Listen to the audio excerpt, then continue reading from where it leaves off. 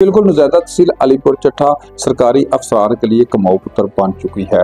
शहर भर में जगह जगह मिनी पेट्रोल पंप और गैस रिफिलिंग का गैर कानूनी धंधा बला खौफो खतर जारी है। पेट्रोल और गैस के ये बम किसी भी वक्त फट सकते हैं और इंसान नमाज जानवर इन धमाकों की नजर हो जाएंगे।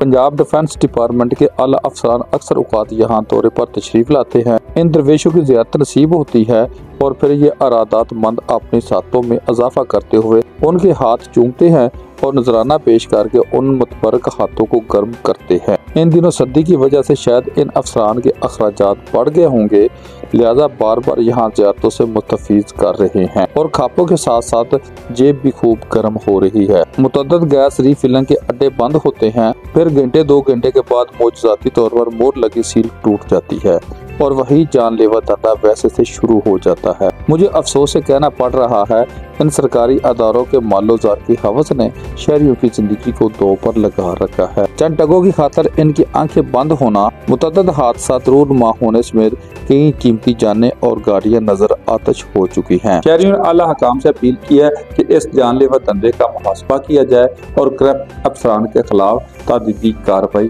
की जाए। कैमरामैन उवैस नवीद के साथ नवीद भट्ट।